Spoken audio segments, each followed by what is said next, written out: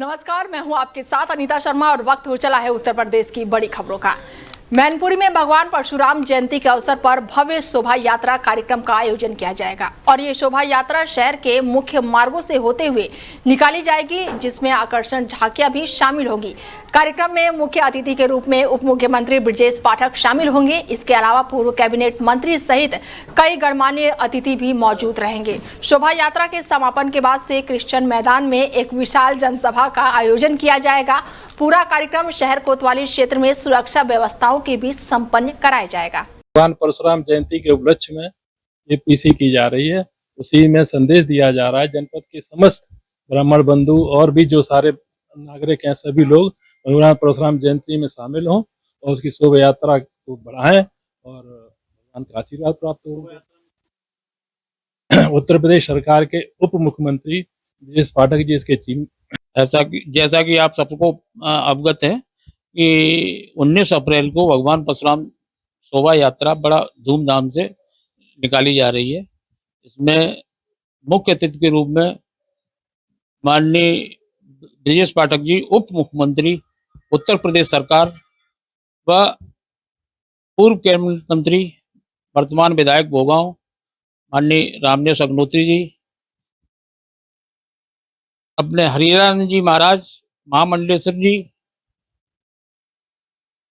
उपस्थित रहेंगे और आप सबसे निवेदन है कि ज्यादा से ज्यादा संख्या में कार्यक्रम में आके शोभा बढ़ाएं।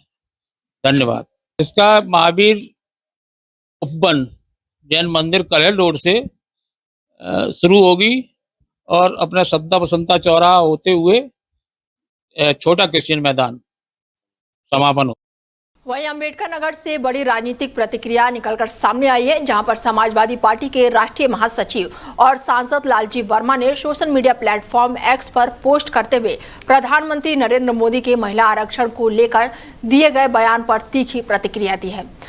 उन्होंने रामजीलाल वर्मा ने कहा है कि प्रधानमंत्री द्वारा महिलाओं के आरक्षण के मुद्दे पर व्यक्त की गई भावनाएं वास्तविक नहीं बल्कि घड़ियाली आंसू है और वो महिलाओं के साथ धोखा जैसा है। उन्होंने कहा कि महिलाओं के सम्मान और अधिकारों की बात केवल भाषणों तक सीमित नहीं रहनी चाहिए बल्कि इसे जमीन पर लागू करने की जरूरत है। यूपी की राजनीति में सक्रिय और चर्चा नेता बने माने जाने वाले लालजी वर्मा का ये बयान सामने आने के बाद से राजनीतिक हलकों में चर्चा तेज हो गई है और इसे महिला आरक्षण मुद्दे पर सियासी बयानबाजी के रूप में देखा जा रहा है।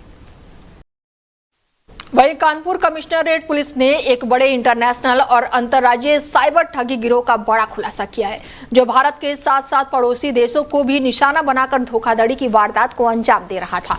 जांच में सामने आया है कि ये गैंग हनी ट्रैप और ड्रग डीलिंग जैसे संगठित अपराधों से भी जुड़ा हुआ था और इस गिरोह का मुख्य आरोपी अजय को दिल्ली से पुलिस ने गिरफ्तार किया है, जबकि उसके दो साथी गुलशन और साथी करण को भी धर दबोचा गया है। पुलिस के अनुसार ये गिरोह AK ट्रेंड नाम की फर्जी फॉर्म के जरिए ठगी करता था, जिसके खिलाफ पहले से 13 मुकदमे दर्ज हैं और NCRP पोर्टल पर करीब 650 शिकायतें भी दर्ज पाई गई हैं। मामले की गंभीरता को देखते हुए पुलिस आगे की जांच में नेटवर्क के अन्य सदस्यों और अंतर्राष्ट्रीय कनेक्शनों की पड़ताल कर रही है। जनवरी में नौबस्ता थाने में एक FIR पंजीकृत होती है 66D IT एक्ट के अंतर्गत। एक अमित राठौर है, उनके 12,82,000 का उनके साथ साइबर फ्रॉड होता है ट्रेडिंग के रूप में और इन्वेस्टमेंट के लिए उनको एक लिंक भेजा गया था और उसे एक प्लेटफॉर्म पर उनके इन्वेस्टमेंट कराया गया था और बाद में जो है वो बंद हो गया, उनका और लिंक बंद हो गया। फिर उन्होंने एक कंप्लेंट कराई थी। उसकी इन्वेस्टिगेशन में हमारी टीम ने वो पैसा उनका कहाँ ट्रांसफ़र हुआ है तो विभिन्न बैंकों से होकर के एक खाते को हम लोग ट्रैक करने कामयाब हुए और उस खाते में भारी मात्रा में पैसा आ रहा था।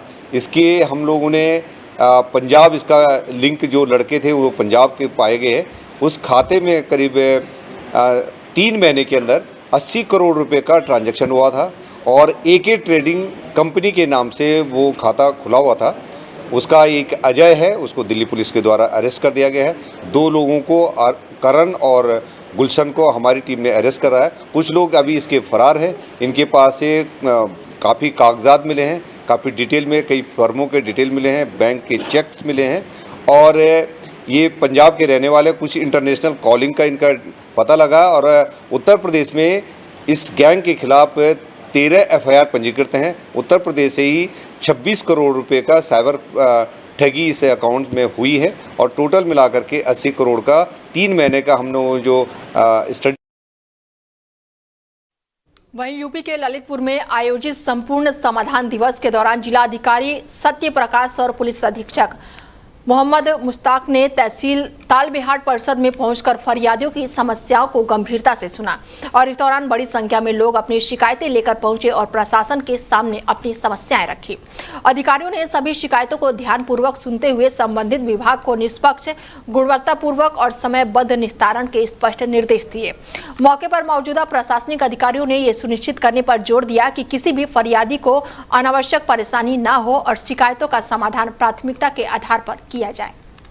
एटा में समाधान दिवस के मौके पर जिलाधिकारी की इस जनसुनवाई में उस समय हड़कंप मच गया जब एक महिला ने खुद पर पेट्रोल छिड़क कर आग लगाने का प्रयास किया। मौके पर मौजूदा सुरक्षा कर्मियों की सतर्कता से समय रहते उसे रोक लिया गया और बड़ा हादसा टल गया।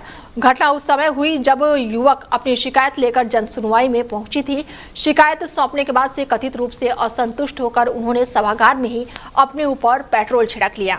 ये देखते ही वहां पर मौजूदा अधिकारी और लोगों में अफरा तफरी मच गई। सुरक्षा कर्मियों ने तुरंत ही कार्रवाई करते हुए महिला के हाथ में पेट्रोल की बोतल और माचिस छीन ली है, जिसे वह आग नहीं लगा सकी और इसके बाद से महिला को सुरक्षित स्थान पर ले जाया गया। पीड़ित ज्ञान देवी का आरोप है कि उन्हें एक भूमि का बैनामा कराया था जिस पर वहां पर तंबाकू की फसल उग रही थी, लेकिन गांव के प्रधान और उसके परिजनों ने उससे जमीन पर अवैध कब्जा कर लिया है और कई बार अधिकारियों से शिकायत करने के बाद भी अब तक कोई भी कार्रवाई नहीं हुई है। वहीं पीलीभीत में नारी शक्ति वंदन अधिनियम के तहत गांधी सभागार कलेक्ट्रेट में एक संगोष्ठी का आयोजन किया गया, जिसकी अध्यक्षता जिलाधिकारी ज्ञानेंद्र सिंह ने की। कार्यक्रम के दौरान आशा वर्कर, बेसिक और माध्यमिक विद्यालयों की शिक्षिकाओं की पदयात्रा रैली को हरी झंडी दिखाकर उसे रवाना किया गया, जो कि टनकपुर रोड होते हुए गांधी सभागार पहुंची। संगोष्ठी में पूजा रानी, गुंजन पांडे और अनीता राज सहित कई वक्ताओं ने नारी सशक्तिकरण पर अपने विचार रखे और अधिनियम को लागू करने के लिए राष्ट्रपति और प्रधानमंत्री को ज्ञापन भेजने की बात कही। वाराणसी के थाना लंका क्षेत्र में पुलिस ने बड़ी सफलता हासिल करते हुए घर में घुसकर करीब 40 लाख रुपए के आभूषण चोरी करने वाले 2 इनामी अपराधियों को गिरफ्तार किया है।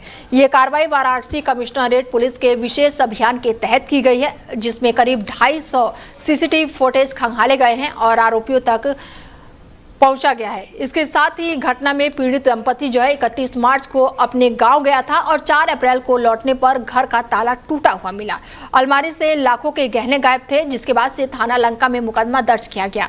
पुलिस ने 17 अप्रैल को काशीपुरम कॉलोनी के पास बबूल के पेड़ के पास दोनों आरोपियों को गिरफ्तार कर लिया है और कब्जे से सोने चांदी के सभी चोरी किए गए आभूषण जो है उसे बरामद कर लिया है। फिलहाल पुलिस मामले की जाँच में जुटी हुई है। थाना लंका अंतर्गत एक तहरीर प्राप्त हुई थी 4 अप्रैल को, जिसको तत्काल इस पर चोरी का मुकदमा पंजीकृत किया गया था। एक बिहार रोहतास की रहने वाली दंपति जो यहाँ गायत्री नगर में रहते हैं थाना लंका अंतर्गत, वो अपने गांव गए हुए थे। जब वापस 4 तारीख को आते हैं तो उन्हें ये जानकारी होती कि घर में उनके चोरी करके सारे आभूषण चोरी कर लिए गए हैं। इस पर तत्काल अभियोग पंजीकृत किया गया और टीमें गठित की गई, इसमें टीमें लगाई गई। साथ ही 250 से अधिक कैमरे टीम को खंगालने पड़े, क्योंकि घटना का दिनांक इसमें क्लियर नहीं हो पा रहा था कि 31 तारीख को लोग घर गए थे, 4 को वापस आए थे, तो घटना कब घटित हुई है। और इसमें एक थाना प्रभारी लंका के नेतृत्व में एक उल्लेखनीय सफलता प्राप्त हुई। इसमें 100% बरामदगी की गई है। 40 लाख से अधिक के जेवरात थे इसमें, उनके पैतृक सारे जेवरात बरामद कर लिए गए हैं। 2 अभियुक्त हैं, मोहम्मद सारिक जमाल अंसारी और दूसरा रियाज अकरम, दोनों को गिरफ्तार किया गया। उनके कब्जे से 100% माल की बरामदगी की गई, उन्हें जेल भेजा जा रहा है। इन दोनों तो वहीं कानपुर में कानपुर कमिश्नरेट पुलिस ने एक हाई प्रोफाइल ड्रग्स पार्टी का खुलासा करते हुए बड़ा एक्शन लिया है। मामला जो है नवाबगंज थाना क्षेत्र के NRI सिटी स्थित एक क्लब का है, जहां पर कथित तौर पर LSD ड्रग्स नाइट का आयोजन किया गया था। पुलिस छापेमारी में सामने आया कि इस इवेंट का प्रचार सोशल मीडिया खास करके इंस्टाग्राम के जरिए किया गया था और अब करीब 140 युवक युवतियां इसमें शामिल हुए थे, जिसमें कई राज्यों जैसे कि दिल्ली, हरियाणा और राजस्थान के लोग भी शामिल बताए जा रहे हैं। पार्टी में प्रवेश शुल्क जो है वो 1000 रुपए रखा गया था और जांच में ये भी खुलासा हुआ कि ड्रग्स की सप्लाई राजस्थान के पुष्कर क्षेत्र से की जा रही थी। पुलिस ने मौके से आयोजनकर्ता और एक ड्रग्स सप्लायर को गिरफ्तार कर लिया है, जबकि पार्टी में शामिल कई इंजीनियर और यूनिवर्सिटी के छात्रों को भी पहचान सामने आई है, जिसके बाद से पूरा नेटवर्क की जांच तेज कर दी गई है और अन्य लोगों की भूमिका जो है वो लगातार खंगाली जा रही है। ये इंस्टाग्राम पे एक एडवर्टाइजमेंट भेजा गया था जिसमें ड्रग पार्टी में पार्टिसिपेट करने के लिए इनवाइट करा गया था। इसमें दिल्ली, राजस्थान और हरियाणा से भी लड़कों ने पार्टिसिपेट करा है। करीब 140 लोगों के द्वारा कल रात को एक पार्टी करी गई है। उसमें LSD का, गांजा और शराब परोसी गई थी। ड्रग पार्टी उसकी एडवर्टाइजमेंट का हम लोगों ने लगातार मॉनिटर कर रहे थे। हमने अपनी टीम से वहाँ पर रेड कराई। उस रेड में जो है LSD रिकवर हुई है और चरस भी मिली है, गांजा भी मिला है और हमने केवल दो लोगों को अरेस्ट किया। एक ड्रग सप्लायर जो पुष्कर से लेकर के आया था और एक जो ऑर्गेनाइजर है, उन 2 लोगों को पकड़ा गया। बाकी लोगों को जाने दे दिया गया है और जो इनके RWA है और जिनका क्लब है उनको क्वेश्चनिंग के लिए थाने पर। तो वहीं कानपुर में पुलिस और मिलिट्री इंटेलिजेंस की संयुक्त कार्रवाई में एक बड़े ठगी रैकेट का बड़ा खुलासा हुआ है, जिसमें खुद को भारतीय सेना का अधिकारी बताकर युवाओं को भर्ती का झांसा देने वाले आरोपी गिरफ्तार किए गए हैं। आरोपी शिवम यादव उर्फ कुणाल सिंह यादव निवासी गोरखपुर ने फर्जी पहचान, नकली ID कार्ड और सेना की वर्दी के सहारे सैकड़ों युवकों को शिकार बनाया है और इसके साथ ही बड़ी कार्रवाई की गई है। बता दें कि 6 से 10 लाख रुपए तक की ठगी का मामला सामने आया है और जांच में ये भी सामने आया है कि आरोपी ने AI टूल्स की मदद से खुद को फर्जी तस्वीरें बनाई, जिसमें वो आर्मी अफसर के रूप में दिखाई देता था ताकि लोगों को आसानी से भरोसा हो सके। पुलिस ने उसके पास से फर्जी दस्तावेज, फर्जी और कैंटीन कार्ड जो है बरामद किया है और अब पूरे नेटवर्क की जाँच की जा रही है। हमें कोई कांटेक्ट नहीं किया दिया। आटली में हमें फोन नहीं किया गया। हमने दूसरी जगह से बुलाया गया और तुरंत हमको घर से उठाया गया। शिवम यादव को गिरफ्तार किया गया है। चकेरी पुलिस को इंटेलिजेंस इनपुट मिला था मिलिट्री से कि एक व्यक्ति वहां पर स्पोर्ट्स कोटा के सर्टिफिकेट दिलवा रहा है रेसलिंग के और बच्चों को भर्ती करवाने का आश्वासन दे रहा है कि आपको स्पोर्ट्स कोटा से मिलिट्री में भर्ती मिल जाएगी। तो ये वर्दी में घूमता था और इसके बैग से हम लोगों को मिलिट्री की IDs मिली है, कैंटीन कार्ड मिला है, एक बैच भी मिला है, दिखाता था कि मैं मिलिट्री का ही हूँ। और इसने बहुत सारे इसके फोन से हम लोग को फोटोग्राफ्स भी मिले हैं जिसमें इसने AI से भी एडिट कर रखा है, सोशल मीडिया पे भी प्रेजेंस बना रखी है, ये दिखाने के लिए कि मिलिट्री से ही लिंक है। तो जिन बच्चों को मिलिट्री में भर्ती होना है वो लोग फेक सर्टिफिकेट बनवाते थे रेसलिंग का ताकि उनको स्पोर्ट्स कोटा का एडवांटेज मिले है। तो हम लोगों ने इसको 17 तारीख को चकेरी क्षेत्र से गिरफ्तार किया है और इस पे मुकदमा लिखा गया है फ्रॉड और धोखाधड़ी का। जांच पड़ताल में हमें ये पता चला है कि ये नवंबर-दिसंबर से शुरुआत की है। इसके बैग से हम लोग को 4 सर्टिफिकेट्स मिले हैं अलग अलग व्यक्तियों के और इसके फोन से उन्हीं 4 व्यक्तियों की फोटोग्राफ्स भी मिली है। तो 4 कंफर्म्ड है कि उनके सर्टिफिकेट इसने बनवाए हैं और बाकी की हम लोग जांच कर रहे हैं। इसका मैनपुरी थाना क्षेत्र में अवैध तमंचे के साथ कुछ युवकों का वीडियो सोशल मीडिया पर वायरल होने से हड़कंप मच गया है। वायरल वीडियो में युवकों को हथियार के साथ दिखाया जा रहा है और जिसके ग्रामीणों में दहशत फैल गई है। बताया जा रहा है कि ये वीडियो गांव में दबदबा बनाने और लोगों में भय फैलाने के उद्देश्य से अपलोड किया गया है। मामले के सामने आने के बाद से मैनपुरी पुलिस ने संज्ञान लेते हुए जांच शुरू कर दी है और युवक वीडियो में दिख रहे युवकों की पहचान की जा रही है। पुलिस का कहना है कि जल्द ही पूरे मामले का खुलासा करके आवश्यक कानूनी कार्रवाई की जाएगी। कानपुर के महाराजपुर विधानसभा क्षेत्र में मछरिया इलाके में पीस T10 क्रिकेट मैच का आयोजन किया गया, जिसमें बजरंग दल 11 और मुस्लिम 11 टीमों के बीच मुकाबला खेला गया और इस आयोजन का उद्देश्य जो है समाज में भाईचारा, शांति और आपसी सौहार्द को बढ़ावा देना था। मुकाबला बेहद ही रोमांचक रहा, जिसमें मुस्लिम 11 ने पहले बल्लेबाजी करते हुए सम्मानजनक स्कोर खड़ा किया, लेकिन जवाब में बजरंग दल की 11 की टीमों ने अंतिम ओवर में लक्ष्य हासिल करके जीत दर्ज की। मैच के दौरान बड़ी संख्या में दर्शक मौजूद रहे और पूरे खेल में भावनाओं का माहौल भी देखने को मिला। आयोजककर्ता जो है उन्होंने बताया कि ऐसा आयोजन समाज में एकता और सौहार्द को मजबूत करने का काम करता है और इससे आपसी दूरी कम होती है। कानपुर में महाराजपुर विधानसभा के अंतर्गत मछरिया क्षेत्र है ये, जहां पर मछरिया कप के नाम से एक टूर्नामेंट का आयोजन हो रहा है। ये आयोजन की विशेषता ये है कि इस आयोजन में जो टीमें हैं, एक है बजरंग दल 11 और एक है मुस्लिम 11। और सबसे अच्छी बात यह है कि बजरंग दल 11 के जो आप प्रतिनिधित्व कर रहे हैं या जो उसके आयोजक हैं वो हमारे एक मुस्लिम भाई हैं, और जो मुस्लिम 11 का नेतृत्व कर रहे हैं या जो उनके आयोजक हैं वो हमारे हिंदू भाई हैं, विकास त्रिपाठी। इसका उद्देश्य ये है कि जो हिंदुस्तान में जगह जगह पे नफरत की भावनाएं लोगों की हिंदू मुस्लिम करके आहत की जा रही हैं, तो इसमें हिंदू मुस्लिम का एक मैच कराया गया है जिसमें एक है बजरंग दल 11, दूसरी है मुस्लिम 11। इन दोनों का मैच कराने का मकसद सिर्फ इतना था कि जो आपसी भाईचारा खराब हो रहा है वो आपसी भाईचारा को सही करने का एक मैसेज इस मैच के थ्रू दिया जाए। कौन सी टीम जीत रही, क्या लग रहा है? देखिए, ये जो हमारा फ्रेमवर्क था ये सोशल रिफॉर्म्स के लिए था, सोसाइटी सोशल रिफॉर्म्स के लिए। बट आज हमने जो एक पीस इवेंट स्पेशली ऑर्गेनाइज किया है, क्योंकि शांति के बिना कोई भी डेवलपमेंट संपन्न नहीं हो सकता है।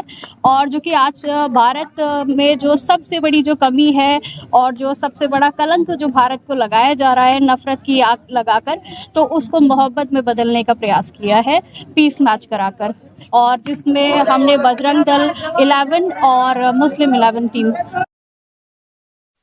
खबर यूपी के मैनपुरी से है, जहां पर कब्रिस्तान की भूमि को लेकर बड़ा विवाद सामने आया है, जहां पर मारपीट का मामला निकलकर सामने आया और वीडियो सोशल मीडिया पर वायरल हो रही है। कब्रिस्तान की जमीन को लेकर दो पक्षों के बीच विवाद हो गया, जो देखते ही देखते मारपीट में तब्दील हो गया। बताया जा रहा है कि एक पक्ष द्वारा ई रिक्शा खड़ा करके कबाड़ लेन देन के दौरान दूसरे पक्ष ने आपत्ति जताई और इसके बाद से कहासुनी बढ़ते हुए देखते हुए झड़प में तब्दील हो गई। घटना में दोनों पक्षों के लोग घायल हुए हैं, जिन्हें उपचार के लिए अस्पताल में भर्ती कराया गया है। सूचना मिलने पर मैनपुरी पुलिस मौके पर पहुंची है और स्थिति को नियंत्रित किया है। पूरा मामले का वीडियो सोशल मीडिया पर वायरल हो गया है, जिसके आधार पर पुलिस जांच कर रही है और तहरीर के अनुसार आगे की कार्रवाई की जा रही है। वहीं बदायूं के दातागंज तहसील में आयोजित समाधान दिवस के दौरान जिम्मेदार अधिकारियों की लापरवाही निकलकर सामने आई है। नवीगंज गांव निवासी एक दिव्यांग व्यक्ति जो है आवास की मांग को लेकर कार्यक्रम में पहुंचा, लेकिन उसे करीब 2 घंटे तक इंतजार करना पड़ा और इस दौरान वहां पर असहाय हालत में जमीन पर रेंगता दिखाई दिया, जिसके मौके पर अफरा तफरी मच गई है। बाद में आनन फानन में उसे व्हील चेयर उपलब्ध कराने की कोशिश की गई, लेकिन काफी देर तक व्यवस्था नहीं मिल सकी, जिसके बाद से उसे किसी तरह से ट्राईसाइकिल पर बैठाकर अधिकारियों द्वारा पहुंचाया गया।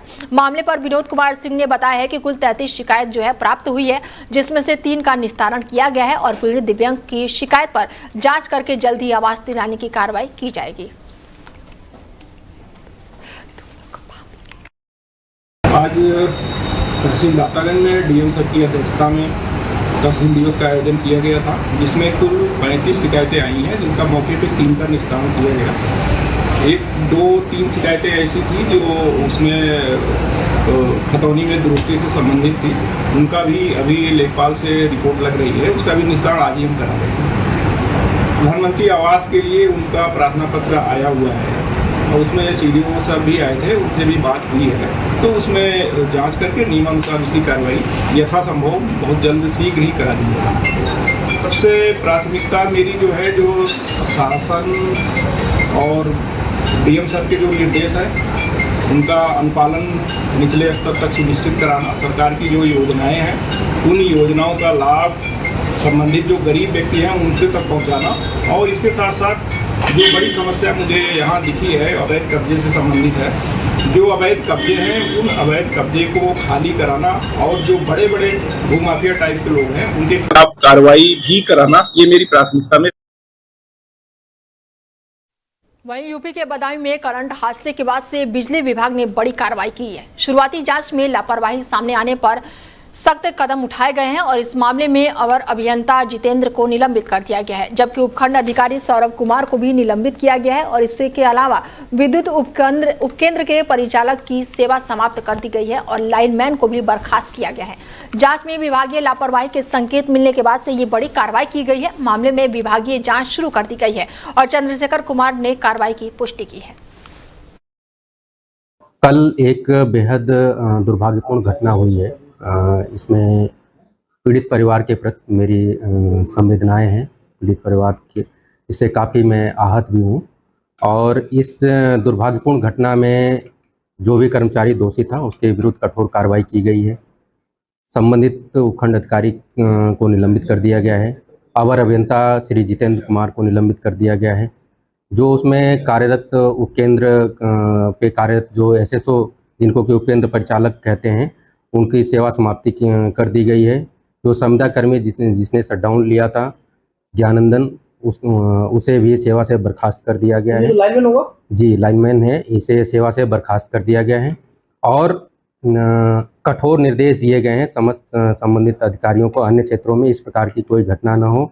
जो मानक जो है सुरक्षा निर्देशों का जो मानक है उसकी एसओपी का पूरा अनुपालन सुनिश्चित किया जाए और ये सुनिश्चित किया जाए कहीं पे भी कोई संविदा कर्मी या कोई भी लाइनमैन किसी प्राइवेट कर्मचारी से कार्य न कराए। कोई भी प्राइवेट या अनाधिकृत व्यक्ति जो है ऐसा कार्य करते हुए न पाया जाए, उसके विरुद्ध कठोर कार्रवाई की जाए। तो ये जो कल की घटना हुई, इसमें जो है लाइनमैन के द्वारा अनाधिकृत व्यक्ति से जो है कार्य कराया जा रहा था, जिसमें जो है उसकी पूर्ण लापरवाही साबित हुई है। उसके विरुद्ध कठोर कार्रवाई जो है की गई और इसमें इसका सुनिश्चित करने वाले जो भी अधिकारी थे जिन्हें सुनिश्चित करना चाहिए था, उनके विरुद्ध भी जो है कठोर कार्रवाई की गई है। और ये सुनिश्चित किया जाए कि आगे इस प्रकार की कोई घटना न हो। और पुनः मैं एक बार पीड़ित परिवार के प्रति जो है अपनी संवेदना व्यक्त करता हूं। कल एक वहीं पीलीभीत के जहानाबाद थाना क्षेत्र में पुलिस अधीक्षक और अपर पुलिस अधीक्षक के निर्देश में बड़ी कार्रवाई की गई है। व्यापार मंडल तिराहा पर चेकिंग के दौरान पुलिस और बदमाश के बीच मुठभेड़ हो गई, जहां पर 50,000 की इनामी शातिर लुटेरे को पुलिस ने जवाबी फायरिंग में पैर में गोली लगने से वो घायल हो गया। आरोपी ने पुलिस टीम पर फायरिंग की, जिसके बाद से पुलिस ने घेराबंदी करके उसे दबोच लिया और मौके से अवैध तमंचा जिंदा कारतूस बरामद किया है। बताया जा रहा है कि 9 मार्च को रिटायर्ड शिक्षक से हुई 32,000 की लूट में वो वांछित था, जबकि उसके 2 साथी पहले ही जेल भेजे जा चुके हैं। घायल बदमाश को सीएससी जहानाबाद में भर्ती कराया गया है, जहां पर उसकी हालत सामान्य बताई जा रही है। पुलिस ने अवैध शस्त्र बरामदगी के अलावा मुकदमा दर्ज करके आगे की कार्रवाई शुरू कर दी है।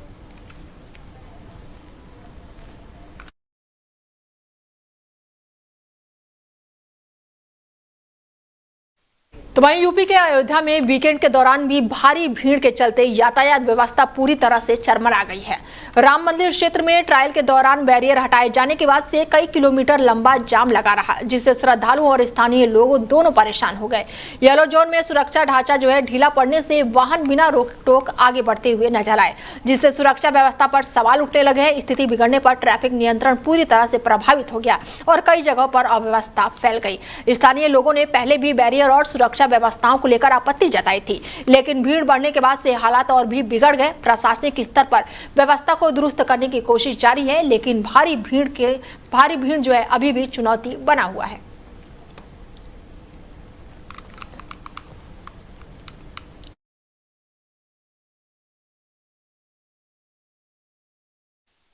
कानपुर के नौबस्ता थाना क्षेत्र में त्रिमूर्ति अपार्टमेंट से एक दिल दहला देने वाली घटना सामने आई है, जहां एक पिता ने अपनी 11 साल की जुड़वा बेटी रिद्धि और सिद्धि की गला रेत कर हत्या कर दी।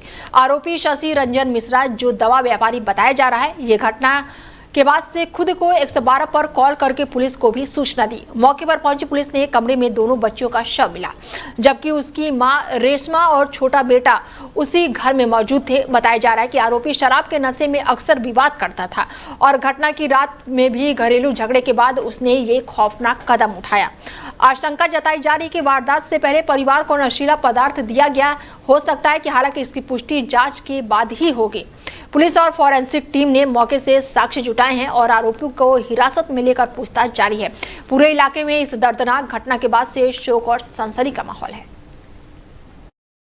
मेरा पति को फांसी का सजा दे आज के डेट में, बस मैं इतना ही चाहती। अब मैं इतना ही बोलना चाहती। अभी घटना तो मैंने देखा ही नहीं। रात में क्या हुआ था? सुबह हमको पता चला, पुलिस वाले लोग आगे उठाए तो। हाँ नहीं, पहले हमसे मारपीट करते थे। हाँ। दारू पीते थे, आते थे, मारते थे। दवाई बहुत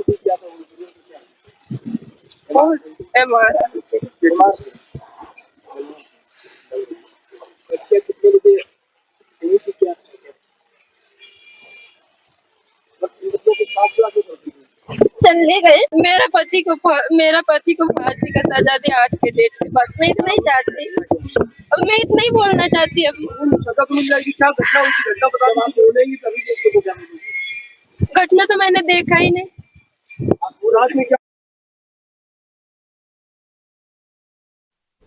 और बड़ी जानकारी निकलकर सामने आ रही है। यूपी के फिरोजाबाद के शिकोहाबाद में भीषण आग लगी है। कटरा बाजार की 60 से ज्यादा दुकानें जलकर खाक हो चुकी हैं और 7 कपड़ों की दुकानें भी आग की चपेट में आई हैं। आधी रात 2 बजे लगी आग से हड़कंप मच गया है। 6 दमकल गाड़ियों ने 4 घंटे की कड़ी मशक्कत के बाद आग पर काबू पाया है। 150 साल पुरानी मंडी में भारी नुकसान हुआ है। बड़ी जानकारी निकलकर सामने आ रही है। आग ने जहां पर विकराल रूप देखने को मिला है। फिरोजाबाद के शिकोहाबाद में ये भीषण आग लगी है। कटरा बाजार की 60 से ज्यादा दुकानें जो है वो जलकर पूरी तरह से राख हो चुकी हैं और 7 कपड़ों की दुकानें जो है वो भी आग की चपेट में आ गई हैं। आधी रात करीब 2 बजे ये भीषण आग लगी है, जिसके बाद से इलाके में हड़कंप मचा हुआ है और 6 दमकल गाड़ियों ने 4 घंटे की कड़ी मशक्कत के बाद आग पर काबू पाया है। फिलहाल 150 साल पुरानी मंडी में ये भीषण आग लगी है, जिसके बाद से भारी नुकसान का आकलन जताया जा रहा है।